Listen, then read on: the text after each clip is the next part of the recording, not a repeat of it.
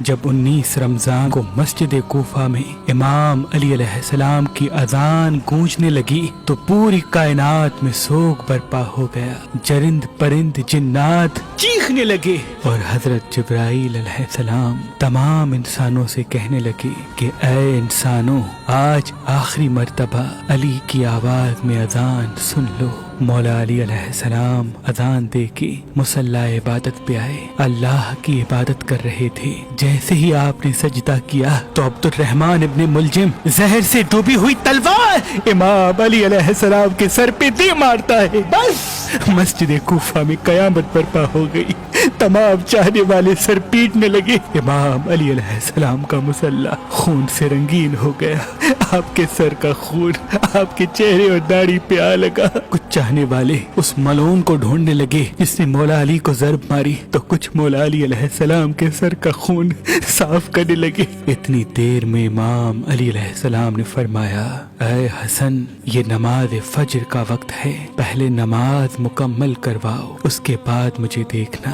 امام حسن علیہ السلام نے نماز پڑھائی اور مسجد میں موجود تمام مسلمانوں نے نماز پڑھی. جیسے ہی نماز ختم ہوئی تو عبد الرحمن ابن ملجم جس نے مولا علی علیہ السلام کے سر پہ وار کیا تھا اس کو پکڑ کے امام کی خدمت میں لایا گیا اور کچھ چاہنے والے شہد کا شربت بنا کے پاس لے کے آئے. جیسے ہی امام علی علیہ السلام نے اپنے قاتل کے چہرے پہ خوف دیکھا تو اپنے چاہنے والوں سے فرمانے لگے کہ اس شربت کی مجھے نہیں بلکہ میرے قاتل کو ضرورت ہے. یہ شربت اسے پلا دو اور دیکھو اس نے مجھ پہ ایک وار کیا ہے، اس پہ بھی ایک ہی وار کرنا، اور اگر یہ زندہ بچ جائے تو اسے آزاد کر دینا. دیکھو اگر یہ اس وار سے مر جائے تو اس کے جسم کے اعضاء نہ کاٹنا، کیونکہ میں نے اللہ کے رسول سے سنا کہ اللہ کے نزدیک سب سے بدترین انسان وہ ہے جو مرے ہوئے انسان کے جسم کے حصے کاٹتا ہے. بس آپ یہ فرمانے لگے اور تمام چاہنے والے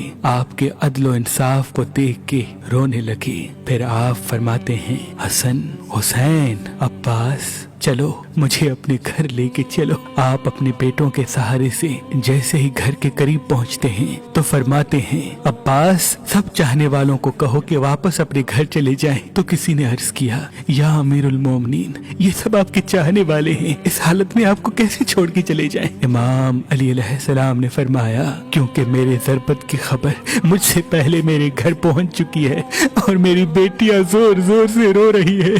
میں نہیں چاہتا کہ میری بیٹیوں کا آواز میرے چاہنے والوں کے کانوں تک پہنچے. بس تمام چاہنے والے وہیں رک گئے اور امام علی علیہ السلام گھر تشریف لاتے ہیں. تمام بیبیاں روتی ہیں. امام علی علیہ السلام کو دیکھ کے فریاد بلند کرتی ہیں اور امام علی علیہ السلام سب کو دلاسا دیتے ہیں کہ مجھ سے میرے بھائی اللہ کے رسول حضرت محمد مصطفیٰ صلی اللہ علیہ وآلہ وسلم پہلے ہی فرما چکے تھے کہ اے علی، میری امت تجھے رمضان کے مہینے میں مسجد میں ضرب مارے گی اور تیرے سر کے خون سے تیری داڑھی سرخ ہو جائے گی.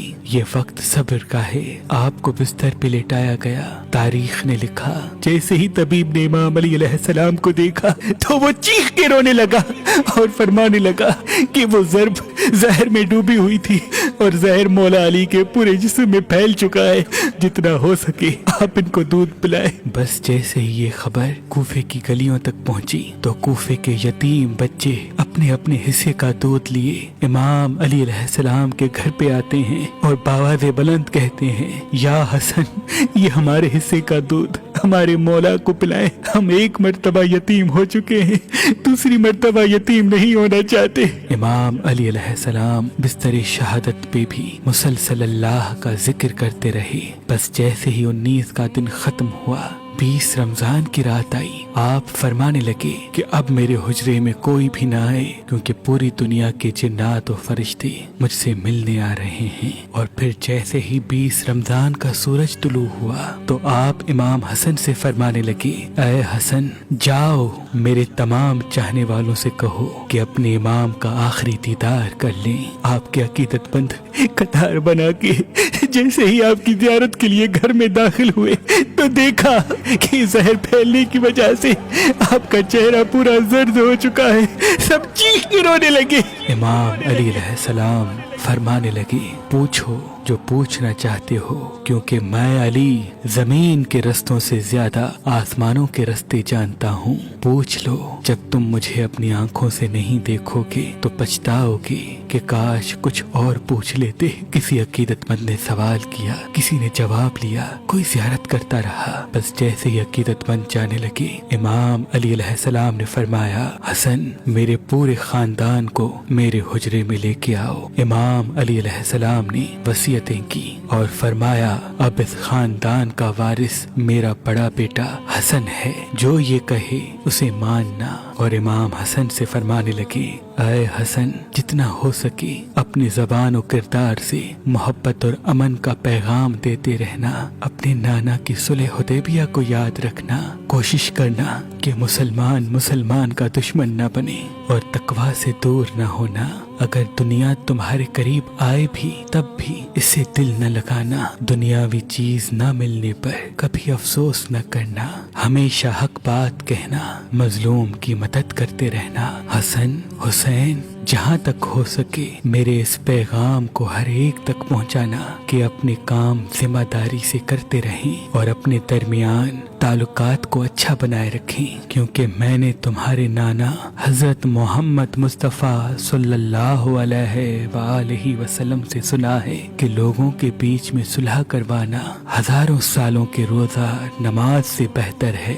और यतीमों के बारे में अल्लाह से डरते रहना कि कभी वो भूखे न रहें और पड़ोस में रहने वालों का ख्याल रखना, क्योंकि अल्लाह के रसूल पड़ोसियों के बारे में बार बार इतनी नसीहत करते कि लोग समझने लगते कि शायद अल्लाह के महबूब उनको हमारा वारिस भी बनाने वाले हैं। और कुरान को समझने और उस पे अमल करने में देर न करना। ऐसा न हो कि दूसरे कुरान को समझ के तुम पे हुकूमत करने लगे। नमाज के बारे में अल्लाह से डरते रहना, क्योंकि वो तुम्हारे दीन का सुतून है। और अल्लाह के घर की हिफाजत करना, क्योंकि वो तुम्हारी पहचान है। अल्लाह से डरो। अपनी जान, माल और जबान के बारे में न किसी का माल गस्ब करो, न किसी को हाथों और जबान से तकलीफ दो। एक दूसरे की मदद करते रहना। और खबरदार, सब मुसलमान एक दूसरे से जुड़ के जीना, वरना तुम पे वो लोग मुसल्लत हो जाएंगे। अगर तुम फरियाद भी करोगे तब भी तुम्हारी आवाज सुनने वाला कोई न रहेगा। और सारे अब्दुल मुत्तलिब के बेटों को खबरदार कर दो कि अगर इस ज़र्ब से मेरी शहादत हो जाए तो मेरे कातिल को भी सिर्फ एक ही ज़र्ब मारना। अगर वो बच जाए तो उसे आजाद कर देना। अगर वो मर जाए तो उसके जिस्म की बेहुरमती न करना, उसके जिस्म के हिस्से न काटना। क्योंकि मैंने अल्लाह के रसूल से सुना कि जमीन का बदतरीन अमल ये है कि किसी मरे हुए के आज़ाए जिस्म काटे जाएं, चाहे वो पागल कुत्ता ही क्यों न हो। हसन, मेरे जनाजे में किसी को शरीक न करना। पीछे से हसन और हुसैन तुम उठाना, आगे से जिब्राइल और मीकाइल उठाएंगे और उसको एक ऊँटनी पे रख देना। जहाँ वो ऊँटनी रुकेगी वहाँ मेरी कब्र बनी हुई होगी। और मेरी कब्र का किसी इंसान को न बताना, क्योंकि अल्लाह के दीन के दुश्मन ये चाहेंगे कि मेरी कब्र खोद के मेरे जिस्म की बेहुरमती करें। फिर आप हजरत अब्बास को देख के फरमाने लगे, ऐ अब्बास, तुमको मैंने करबला के लिए अल्लाह से मांगा है। आज से हुसैन तुम्हारा आका है, इनकी गुलाम बन के जीना। फिर इमाम हुसैन को देखा और रो के फरमाने लगे, ऐ हुसैन, तेरी शहादत की खबर तेरे नाना ने तेरी आमद के वक्त ही सुना दी थी। तुझे 3 दिन का भूखा प्यासा करके करबला के मैदान में शहीद किया जाएगा। तेरे बच्चों को, साथियों को बेदर्दी से मारा जाएगा। हुसैन, तेरी शहादत के बाद मेरी बेटियों को, तेरी बहनों को रस्सियों में कैद करके इसी कूफा और शाम में फिराया जाएगा। हुसैन, अल्लाह के दीन के लिए सब्र करना और जब वक्त आखिर आए तो अपनी बहनों और बेटियों से नसीहत करना कि इस्लाम के लिए सब्र करते रहें और कदम कदम पे ये गवाही देते रहें कि अल्लाह के सिवा कोई इबादत के लायक नहीं। और उनका नाना हजरत محمد مصطفیٰ صلی اللہ علیہ وآلہ وسلم اللہ کے رسول ہیں۔ بس اتنی دیر میں آپ فرمانے لگے سلام یا رسول اللہ۔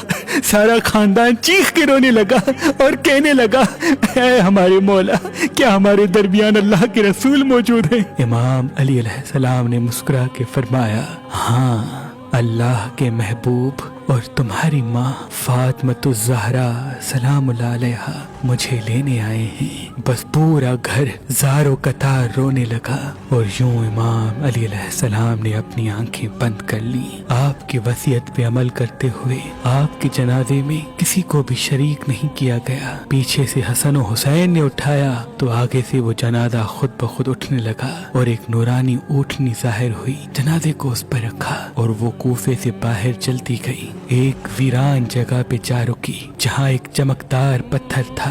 جیسے ہی امام حسن حسین نے اس پتھر کو ہٹایا تو اس پتھر کے نیچے ایک قبر بنی ہوئی تھی اور اس پہ لکھا ہوا تھا کہ یہ قبر اللہ کے نبی نوح نجی اللہ نے بنائی ہے، اللہ کے ولی علی ابن ابی طالب علیہ السلام کے لیے۔ سلام ہو اللہ کے ولی امام علی علیہ السلام کی عظمت پر، سلام ہو شیر خدا نفس نبی مومنوں کے امیر حیدر کرار پر۔